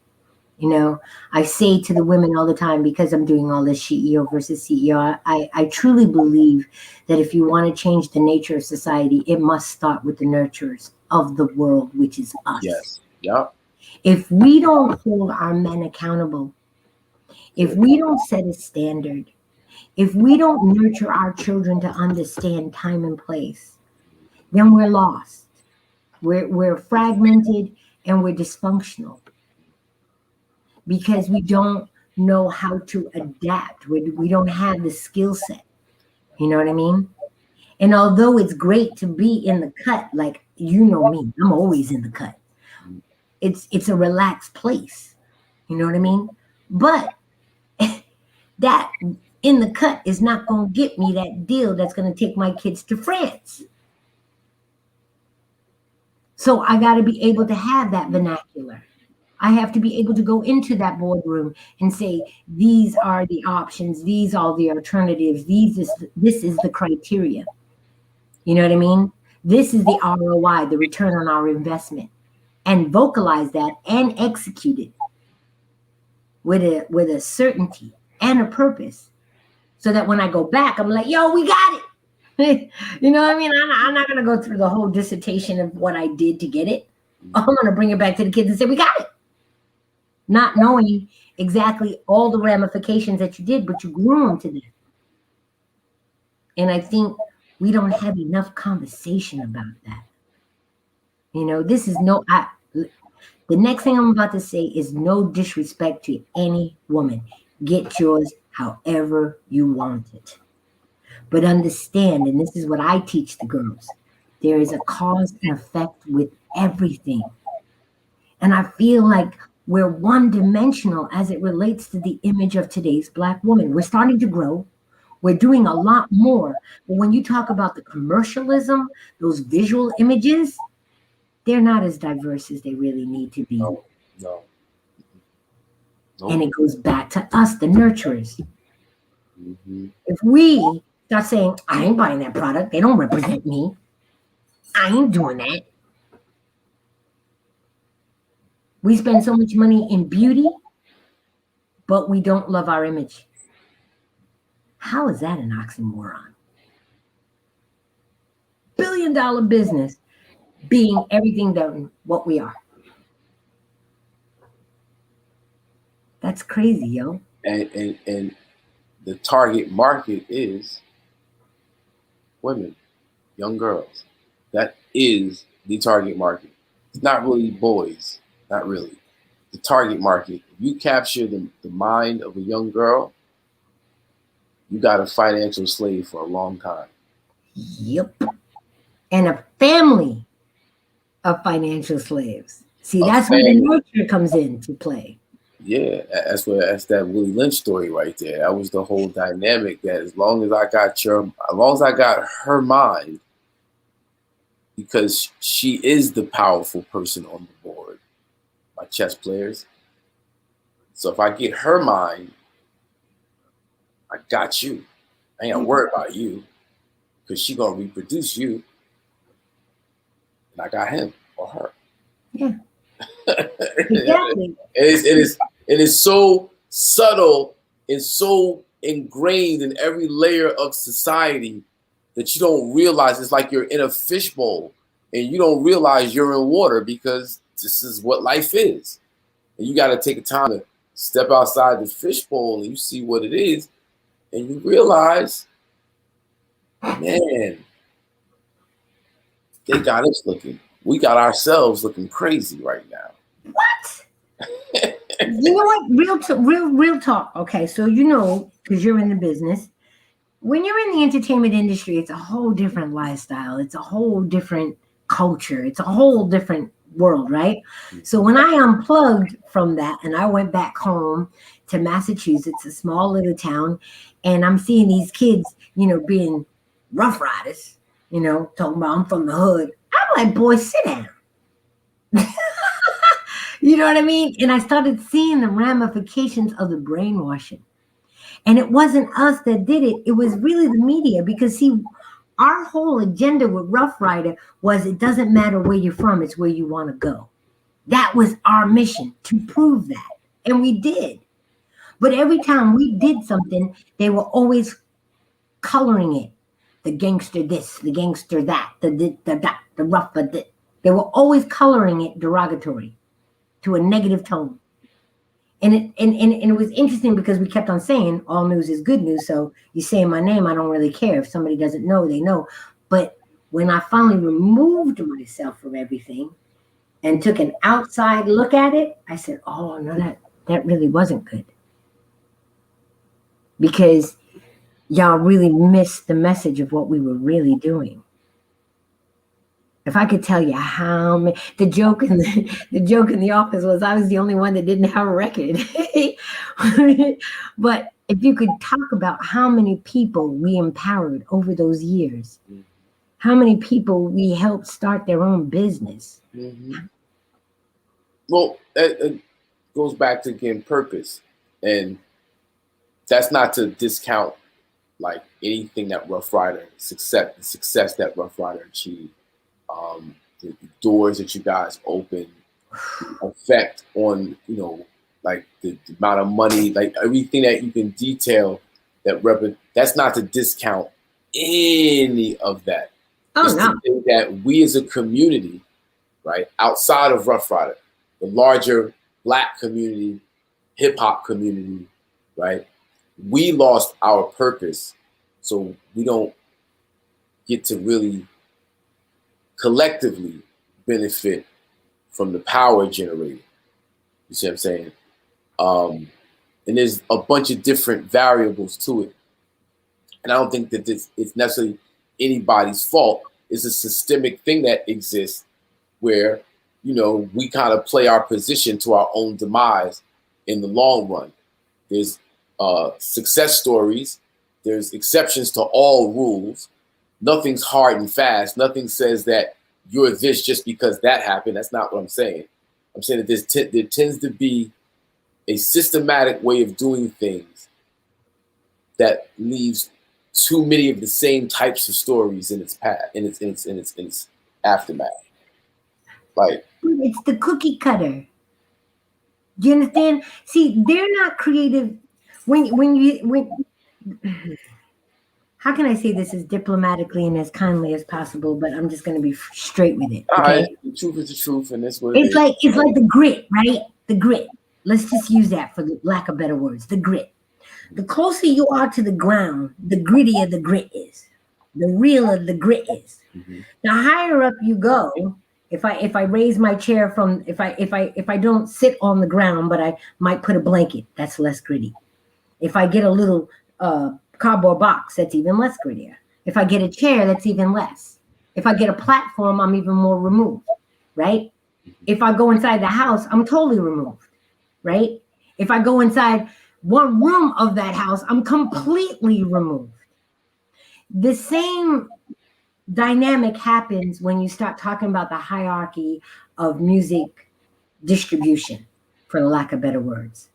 So sometimes you have people touching things that they don't even know what they're touching, you know, or they're vocalizing things that they don't even know what they're vocalizing. But if you give them a model and say, give me 5 more of these, they can mass produce it. So that's basically what they do. They put this in urban music, boom, pop music, boom, rock music, boom, right? And something could be totally not what they labeled it as, but in order to fit in that box, they got to put it there. And I think where hip hop failed was when, you know, the gangster rap came in. That killed hip hop.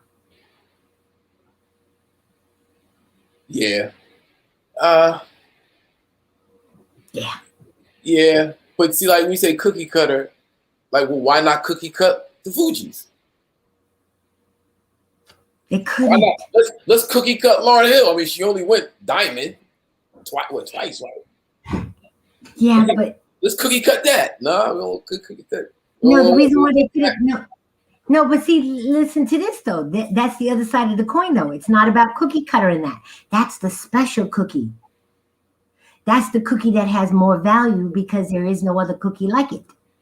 Yeah, there is. No. Lauryn Hill.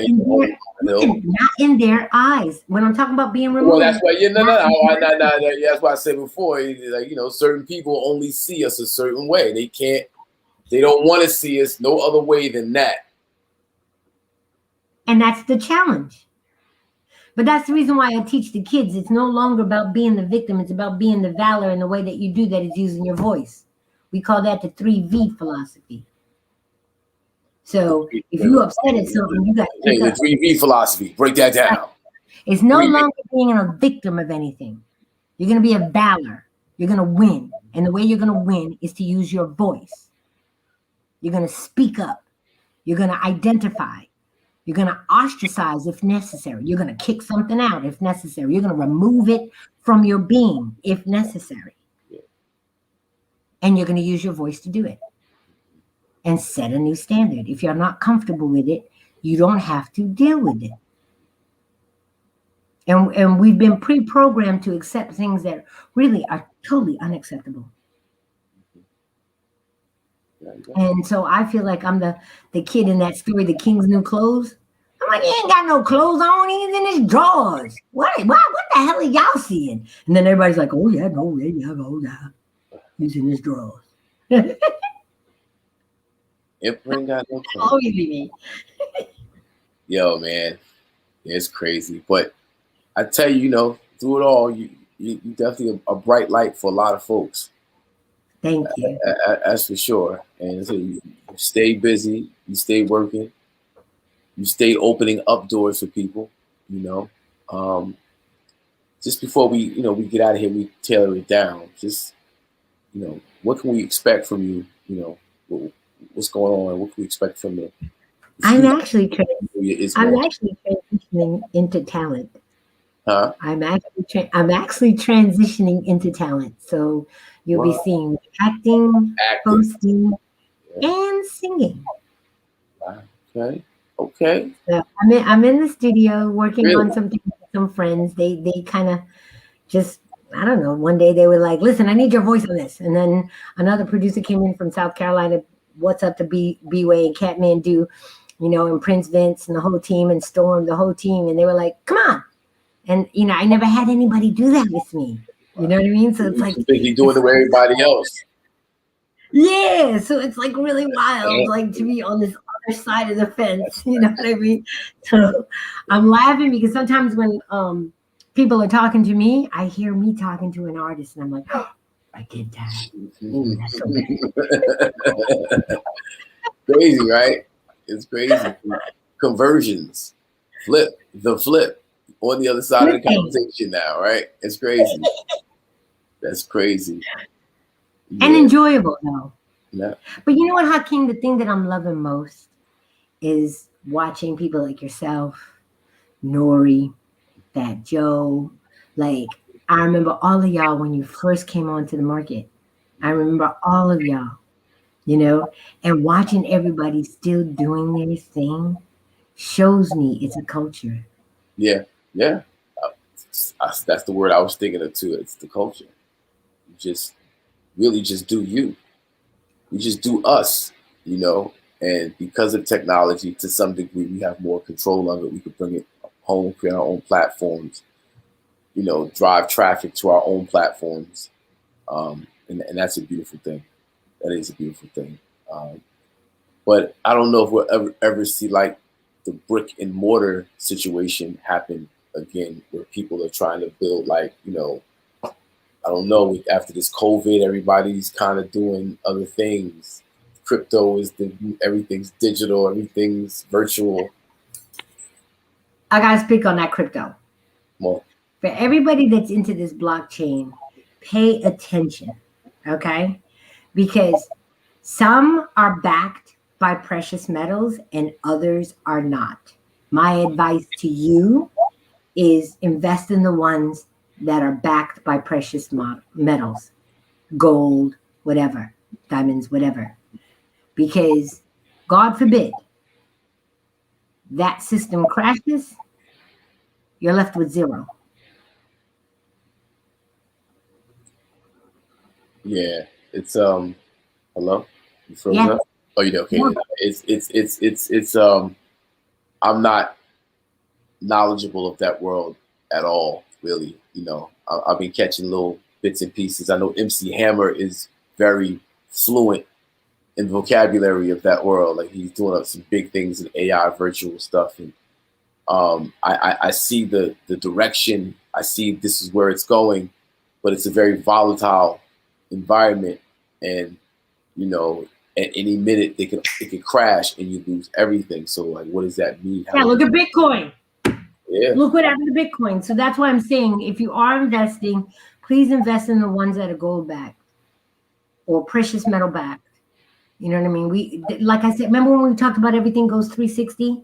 Mm-hmm. Our money used to be backed by gold. We need to go back to that because there's value. It's not going to be a tender anymore.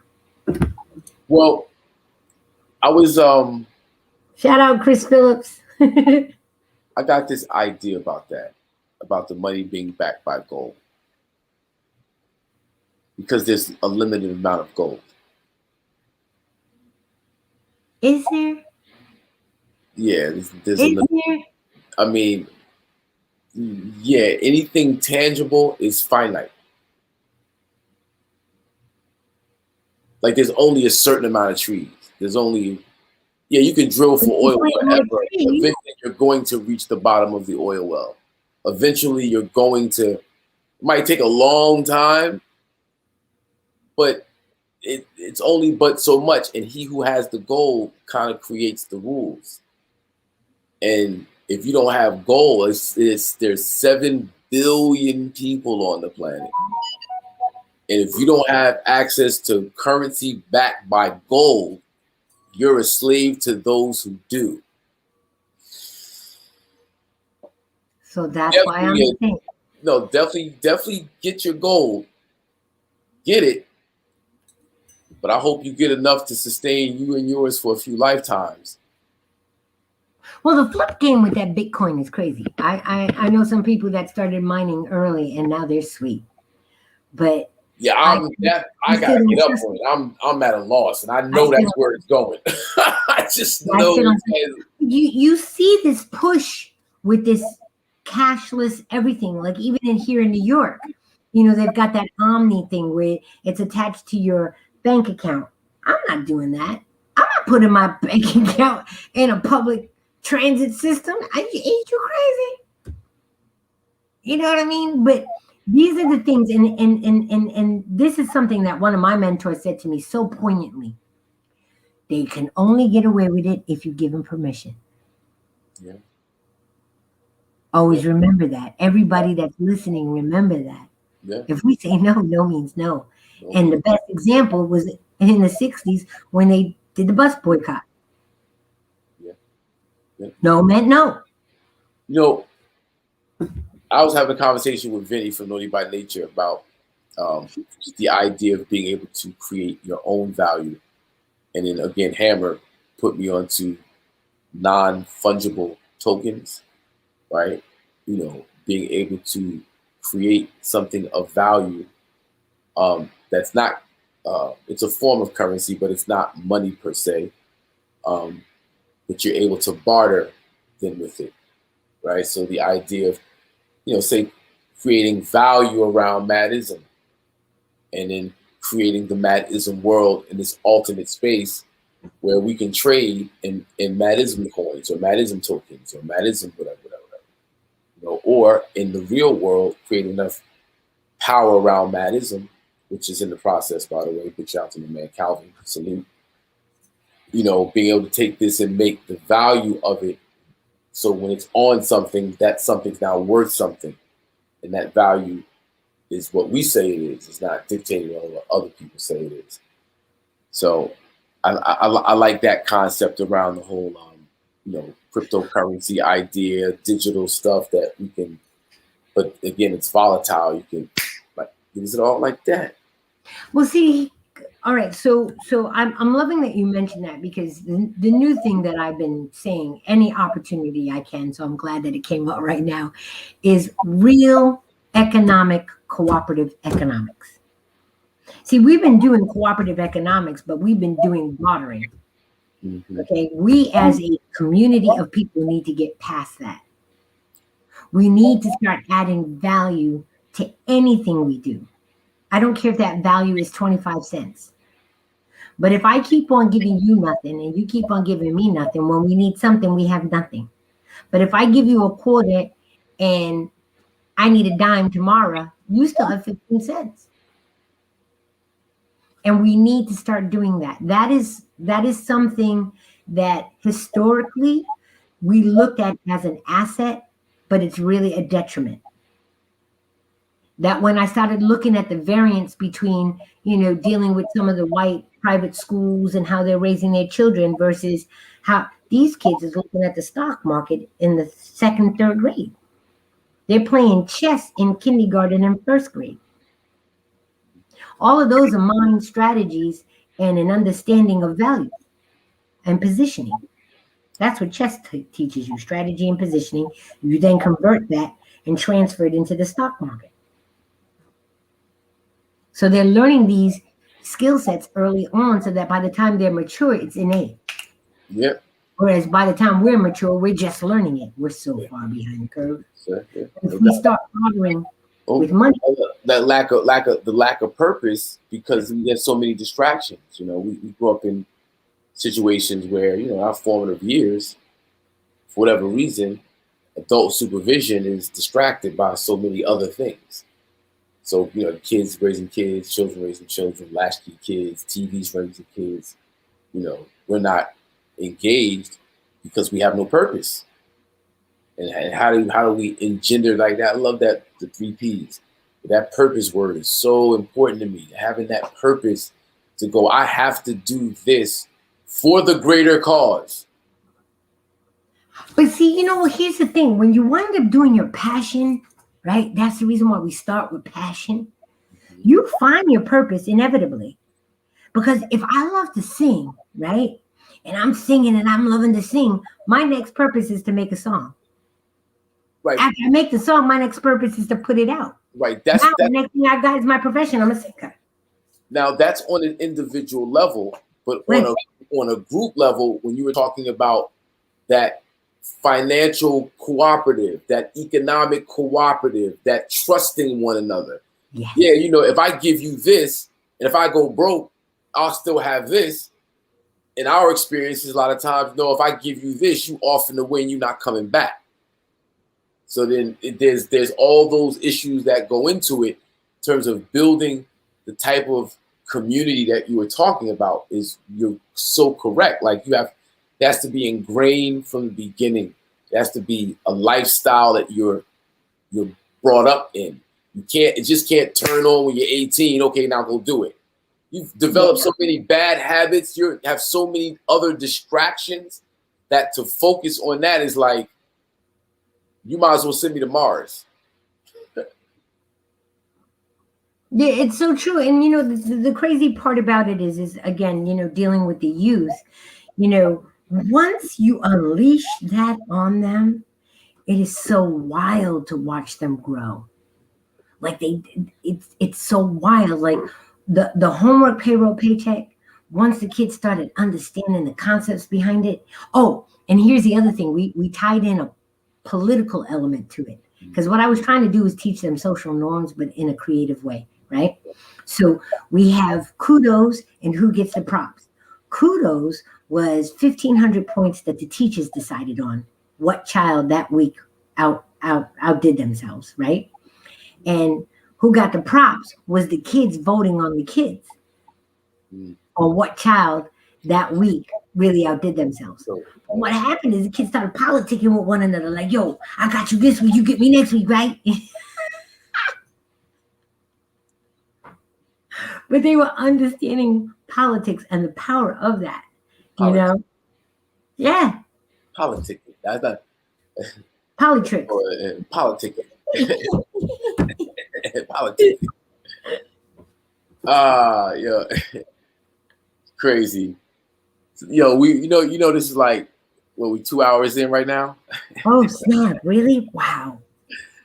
Time goes by fast. Yeah. So, all right. Just let folks know how to keep up with you, because you got so much going on.